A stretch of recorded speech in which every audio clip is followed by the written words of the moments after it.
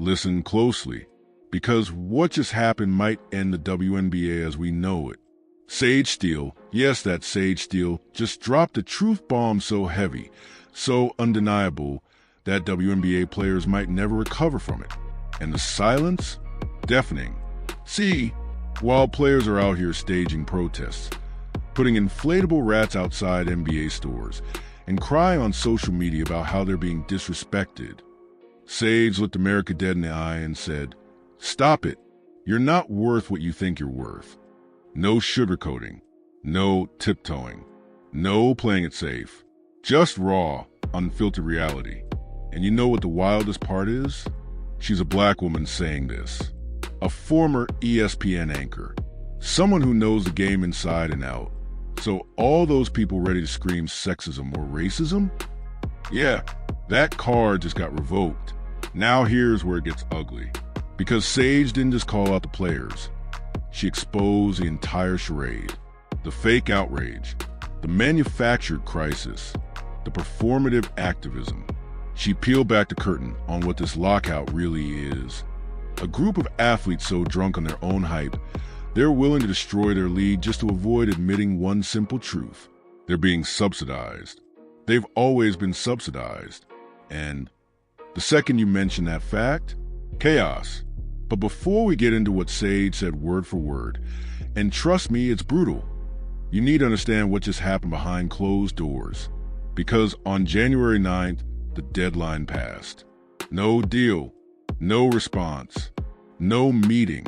The owners literally left the players on read, like a bad Tinder date. Seen, ignored, done. And instead of realizing they might have overplayed their hand, the players doubled down. They got emotional. They got loud. They got desperate. And that's when Sage struck. So let's talk about what Sage Steele actually said. Because this wasn't some hot take on a random podcast. This was surgical, calculated, deliberate. She walked onto the set, looked directly into the camera, and said the quiet part out loud. You think WNBA players are underpaid? I think it's market value. Boom. Just like that. No hesitation. No apology. No corporate speak. Market. Value. Two words that just sent shockwaves through the entire WNBA ecosystem. But she wasn't done. If the NBA is still needing to help and subsidize the WNBA, so be it. Wait. Hold up. Did she just say what we've all been thinking but too scared to say? Yes. Yes, she did. And then she went for the kill shot. Stephen A. Smith would not have gotten his $100 million contract if the network wasn't making money. If he wasn't helping bring in that money. We have to pay attention to market value, not our feelings, but what dollar amount is coming in. And that's how those salaries are based. Let that marinate. Stephen A. Smith, $100 million. Why? Because he brings in revenue, ratings, eyeballs, money. The WNBA still operating at a loss for decades, not years, decades. And yet somehow the players think they deserve NBA level percentages of revenue that doesn't even exist yet. It's like demanding a percentage of profits from a lemonade stand that's been losing money since 1997. But here's where it gets even crazier. Because Sage didn't just drop this truth bomb and walk away. She forced everyone to confront the uncomfortable reality that's been hiding in plain sight this entire time. The WNBA isn't just struggling. It's being kept alive by artificial respiration. The NBA owners, the same ones the players are now demonizing, have been pumping millions into this league year after year after year. No return, no profit, just pure investment and hope. And now, the players are threatening to strike, to walk away, to blow it all up. Over what? Over fantasy. A delusion wrapped in hashtags and performative outrage. See, the players aren't just asking for more money. They're demanding 30 to 33% of revenue. The same percentage NBA players get. Sounds fair, right? Wrong. Because here's what they're conveniently forgetting. NBA owners are making money. billions of it. WNBA owners, still bleeding cash, still paying off decades of accumulated debt. David Samson, former MLB executive, broke it down perfectly. He said the NBA isn't going to peg WNBA salaries to a revenue percentage because that doesn't account for the massive losses that need to be recovered first. Translation? You can't demand a slice of the pie when the pie is still in debt. You can't negotiate like you're LeBron James when your league is still being bankrolled by LeBron's league. But the players, they don't want to hear it. They're so dug in, so committed to this narrative that they're being exploited. They've lost sight of reality. And you know what the most insane part is? They're willing to kill the league to prove a point. Literally. Free agency? Frozen. Games could be canceled. The season might not even happen. All because a group of athletes who've never generated profit want to be treated like they're the Golden State Warriors. And while all this is happening, Caitlyn Clark is sitting on the sidelines. The one player who actually moves a needle. The one player who sells tickets, drives ratings, and makes casual fans tune in. She's stuck in limbo because the veterans, the ones who've been in the league for years and still haven't figured out how to turn profit, are holding the entire league hostage. It's like watching someone set their own house on fire because they're mad the insurance policy isn't big enough. And Sage Steele?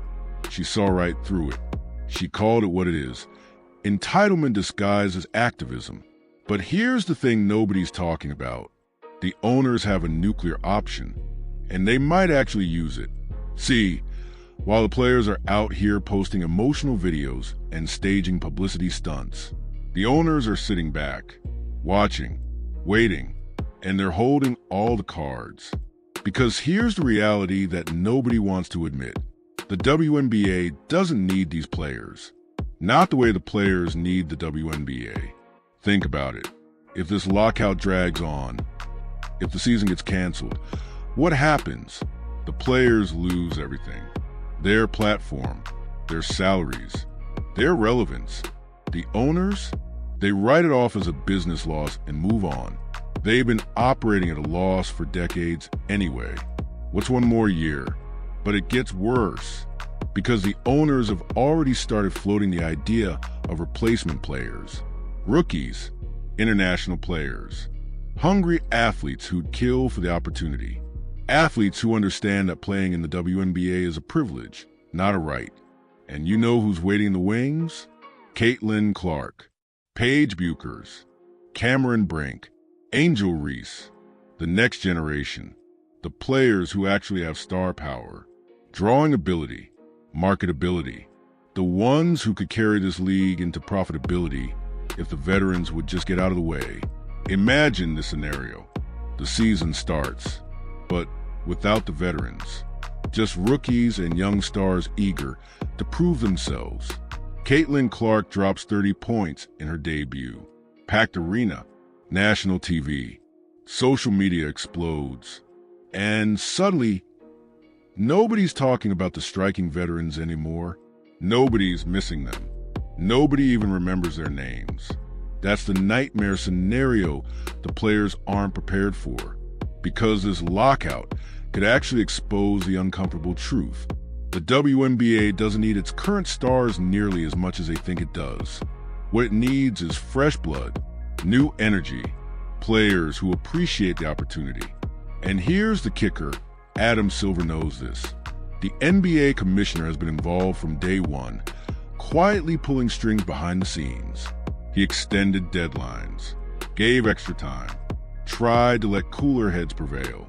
But he's not going to let the WNBA implode over this. If the players want to walk, fine. The league will find others. Dan Batard and David Samson talked about this exact scenario, and Samson dropped a truth bomb that should terrify every WNBA player right now. Samson said the quiet part even louder. You want to get to that work stoppage. You want to get to some sort of lockout or strike. So then it can go to the next stage of these negotiations. Read between the lines. He's saying the owners are ready for this. They've been preparing, strategizing, building leverage. While the players thought they were gaining public sympathy with their emotional statements and inflatable rats, the owners were doing math. Cold, hard, ruthless math. And the numbers? They don't lie. The biggest misconception, the one Samson destroys with surgical precision, is that WNBA players think they can negotiate like NBA players. They want their salaries pegged to a revenue percentage, just like the men's league. Sounds reasonable, right? Except there's one massive problem. The NBA owners are saying absolutely not. Why? Because that revenue sharing model only works when there's actual profit to share. The WNBA has decades of accumulated debt that needs to be paid down first. Think about that. These owners have been hemorrhaging money since 1997, 27 years of losses. And now the players want to act like they're negotiating from a position of strength? It's like maxing out your credit cards for 3 decades and then demanding a raise before you've paid off a single dollar. The audacity is actually breathtaking. But here's where it gets even more revealing. The WNBA offered to raise minimum salaries up to $1 million. $1 million. For players who don't generate revenue. For a league that doesn't make profit. That's not exploitation. That's charity wrapped in a basketball uniform. And the players' response? Not good enough. They want more. They want percentages. They want guarantees. They want NBA money without NBA revenue. Meanwhile, the details keep getting messier because the union isn't just asking for higher salaries. They're trying to play games with the numbers. They're saying, okay, give us 30% of revenue, but we'll give up housing, transportation, and benefits. Translation, they want the max salary for stars to look good for headlines, while screwing over the middle and bottom tier players who actually need those benefits. It's the ultimate bait and switch. Make it look like they're compromising, while actually just consolidating money at the top. And you know who gets hurt the most in that scenario? The bench players, the role players, the ones barely hanging on. But the union doesn't care about them. They care about optics. Headlines, looking like heroes, even if it means the league collapses entirely. And that's what Steele understood that nobody else wants to say out loud. This isn't about fairness. It never was. This is about ego, about a group of players who got high on their own supply and convinced themselves they're bigger than the game. Steele saw through it instantly. She looked at the whole situation, the demands, the protests, the social media campaigns, and boiled it down to one undeniable truth. You're not fighting for equality. You're fighting against reality, and reality is undefeated. See, the players thought they had momentum. They thought after the Caitlyn Clark effect, the sold-out arenas, the TV rating spike, the cultural buzz, that finally they had leverage. Finally, they could demand what they deserve. But they made a fatal miscalculation. They assumed that surge was about them, about the league as a whole, about their collective value. It wasn't. It was about one player, Caitlyn Clark, and maybe Angel Reese. Maybe a handful of rookies who brought something new. But the veterans who are leading this charge, the ones making demands and threatening strikes, nobody's buying tickets to watch them. Nobody's tuning in for them. They're background noise in someone else's story. And deep down, they know it. That's why they're so desperate to secure the bag now, before the world realizes they're expendable, before the next wave comes in and makes them irrelevant. It's not about principle. It's about panic. And Steele called it out with brutal clarity. We have to pay attention to market value, not our feelings. Not your feelings. Those 4 words just dismantle the entire argument. Because that's all this is. Feelings. Feelings of being undervalued, underappreciated, disrespected. But feelings don't pay bills. Feelings don't generate revenue. Market value does.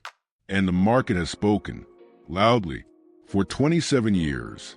The WNBA doesn't draw like the NBA, doesn't sell like the NBA, doesn't profit like the NBA, not even close. And no amount of hashtags or press conferences or inflatable rats is going to change that fundamental economic reality. But here's what makes this even more tragic. The players had a chance. A real, legitimate chance to build something sustainable. The Caitlyn Clark momentum was real. The interest was there. All they had to do was take the deal, play the season, ride the wave, and let the revenue grow organically. But instead, they got greedy. They saw the spike in attention and thought, this is our moment to cash in. So they made unrealistic demands, drew lines in the sand, played hardball, and now they're about to find out what happens when you overplay your hand. The owners walked away, not in anger, not in frustration, in indifference. That's what the players don't understand. When you're negotiating from a position of weakness and you demand too much, the other side doesn't fight back. They just leave. They left the players' messages on read, like a bad text from an ex who won't stop asking for favors. Seen, ignored, deleted, and that silence, that's the most powerful message of all. It says, we don't need you as much as you need us. It says, go ahead, strike, see what happens. It says, we've been losing money for decades. What's one more year? But for the players, 1 year is everything. 1 year is their prime, their earning window, their relevance. Athletes have short careers, especially in a league that barely pays. Every season matters. Every paycheck counts. And now they're staring down the barrel of potentially losing an entire year. For what? For a percentage of revenue that doesn't exist? For pride? For the illusion of winning a negotiation they were never going to win? It's career suicide dressed up as social justice. And the saddest part? The players who will suffer. Most aren't even the ones making the decisions. The union leaders, the veterans with overseas contracts and sponsorship deals, they'll be fine. They'll go play in Europe, make their money elsewhere, stay relevant. But the role players, the bench warmers, the ones who need the WNBA to survive, they're about to get sacrificed on the altar of someone else's ego. And when this is all over, when the dust settles and the league moves forward without them, those players will look back and realize they were pawns in someone else's game. Meanwhile, Steele is sitting back watching it all unfold. And you know what she's thinking? I told you so. Because she saw this coming from a mile away. She understood what the players refused to accept. You can't demand respect. You have to earn it. You can't demand money. You have to generate it. You can't demand to be treated like the NBA when you're not even profitable yet. That's not discrimination. That's not S_ism. That's business. Cold, hard, unforgiving business. And business doesn't care about your feelings. It doesn't care about your narrative. It cares about one thing, the bottom line. And right now, the WNBA's bottom line is written in red ink. So when Sage said market value, she wasn't being cruel. She was being honest. Something the players desperately needed to hear, but absolutely refused to accept. And now they're about to learn that lesson the hard way because the clock is ticking. And every day that passes without a deal, the WNBA loses something it can never get back. Momentum. Think about it. Caitlyn Clark just had the most hyped rookie debut in WNBA history waiting to happen.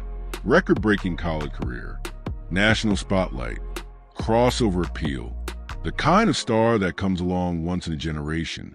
And right now, she's sitting in limbo. Can't sign with a team. Can't play. Can't capitalize on her moment. All because veterans who never generated a fraction of her buzz want to play hardball. It's not just bad for Caitlyn. It's catastrophic for the league. Because casual fans don't care about labor negotiations. They don't care about CBA percentages or revenue sharing models. They just want to watch basketball. And if there's no basketball to watch, they move on. They forget. They find something else. And once you lose casual fans in sports, you never get them back. The WNBA spent decades trying to build an audience. They finally got one. thanks to Caitlyn, Angel, and the new generation. And now they're about to throw it all away. Over what? Over pride, over stubbornness, over refusing to admit that Sage Steele was right. But here's the part that should terrify every single player in that union. The owners are prepared for this to fail. Samson said himself, they've been tracking every dollar, every benefit, every expense. They know exactly what everything costs. And they've done the math on what happens if the league folds. Tax write-offs, asset liquidation, cutting losses. It's all on the table. The players think they're in a game of chicken. They think if they just hold out long enough, the owners will blink. But the owners aren't blinking. They're not even watching. They've already moved on to Plan B, Plan C, Plan D, replacement players, shortened season, restructured league, options that players never even considered because they were too busy performing for social media. And when this finally ends, and it will end, one of two things happens. Either the players cave and take a deal worse than what they were originally offered, or the league collapses entirely and they lose everything. There's no third option. No magical intervention where they get everything they want. No fairy tale ending where the owners suddenly decide to operate at even bigger losses just to make the players happy. This is reality. And reality doesn't negotiate. Sage Steele understood that from the beginning. She looked at the situation with clear eyes and said what needed to be said, not what people wanted to hear, what they needed to hear. And for that, she's probably getting destroyed on social media right now. Called a sellout, a traitor, anti-woman. All the usual attacks that come when you dare to speak truth to narrative. But you know what? 6 months from now, when this all falls apart, everyone's going to remember what she said, and they're going to realize she was right all along. So where does this leave us? With a league on the brink, with players who overplayed their hand, with owners who've had enough, and with fans caught in the middle, wondering if they'll even have a WNBA to watch. The January 9th deadline came and went. No deal. The owners extended it once, twice, 70 days total. Gave the players every opportunity to come to their senses. And still nothing, just more emotional statements, more performative outrage, more inflatable rats. It's like watching someone drowning while refusing to grab the life preserver because it's not the color they wanted. And the truly tragic part? The players still think they're winning. They think public perception is on their side. They think their social media campaigns are swaying opinion. They think if they just stay loud enough, aggressive enough, visible enough, they'll get what they want. But they're not paying attention to what actually matters. The silence from the owners isn't weakness. It's strength. It's the confidence of people who know they hold all the leverage. It's the patience of people who've been playing the long game while the players sprint toward a cliff. And Sage Steele? She tried to warn them. She stood up, knowing full well the backlash she'd receive, and said what nobody else had the courage to say. Stop it. You're being ridiculous. Not with hate, not with malice. With the tough love of someone who actually wants the league to survive.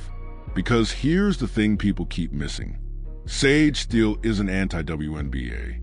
She's not against the players. She's against the delusion, against the fantasy economics that pretend you can demand NBA money without NBA revenue, against the entitlement that says we deserve this without asking how we earned this, against the short-sighted thinking that's about to kill the very thing they claim to love. She's trying to save them from themselves, but they're not listening. They're too invested in the narrative, too committed to the fight, too proud to admit they might be wrong. And so they march forward toward a cliff they refuse to see, while Caitlyn Clark waits, while fans lose interest, while sponsors reconsider, while the league bleeds out in real time, all because a group of players couldn't separate their feelings from their market value, all because they believed their own hype, all because they thought they were bigger than the game. But here's the brutal truth that's about to become undeniable. The game doesn't need them. They need the game. And by the time they figure that out, it might be too late. The owners might have moved on. The fans might have moved on. The sponsors might have moved on. And all that would be left is a cautionary tale about what happens when you let ego destroy opportunity, when you choose pride over pragmatism, when you ignore someone like Sage Steele telling you the hard truth you desperately need to hear. So what happens next? That's the question everyone's asking. And nobody has a good answer, because we're in uncharted territory now. A league that's never been profitable, demanding to be paid like it is. Owners who subsidize losses for decades, finally drawing a line. Players who mistaken attention for leverage. And a fan base that just wants to watch Caitlyn Clark play basketball. So here's what's likely going to happen, and it's not pretty. The stalemate continues. Days turn into weeks. Weeks turn into months. Training camps get delayed, then canceled. Preseason games? Gone. And then the unthinkable. Regular season games start getting wiped off the calendar. The players double down, thinking the owners will panic. But the owners don't panic. They adjust. Maybe they bring in replacement players. Maybe they restructure entirely. Maybe they just shut it down for a year, write off the losses, regroup, come back stronger with a new model. And when that happens, the players who led this charge, they'll be remembered as the ones who killed the golden goose, the ones who had a once-in-a-generation star in Caitlyn Clark ready to elevate the entire league and chose to blow it all up instead. History won't be kind to them, because future generations will look back and ask, how could you fumble this so badly? You finally had mainstream attention. You finally had stars people cared about. You finally had momentum. And you threw it away over percentages of revenue that didn't even exist. That's the legacy they're building right now. Not as heroes, not as pioneers, as cautionary tales. But here's the thing, it's not too late. Not yet. There's still a window where sanity could prevail, where someone in that union could stand up and say, wait, maybe Sage Steele had a point. Maybe we're not thinking clearly. Maybe we're letting emotion cloud judgment. Maybe we should take the deal that guarantees us $1 million minimums, keeps the league alive, and lets us build towards something better. That person would be a hero, the one who saved the WNBA from itself. But it would take courage, humility, the willingness to admit they were wrong.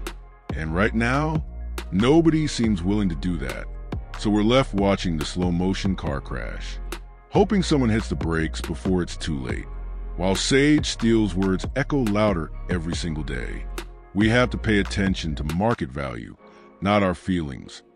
5 years from now, one of two things will be true. Either the WNBA will have collapsed, and everyone will say, Sage Steele tried to warn us. Or the WNBA will have survived, taken a realistic deal, and slowly built itself into profitability. And everyone will say, we should have listened to Sage Steele. Either way, she was right. She saw what the players refused to see. She said what the players refused to hear. And she did it knowing she'd get destroyed for it. That's not being anti-women's sports. That's being pro-reality. And reality, as we're about to see, always wins in the end. So buckle up, because the next few weeks are going to determine whether the WNBA survives or becomes a case study in how ego can destroy an entire league. The players made their choice. The owners made theirs. And Sage Steele? She already made hers. She told the truth. Now we just have to wait and see who was right. But deep down, we already know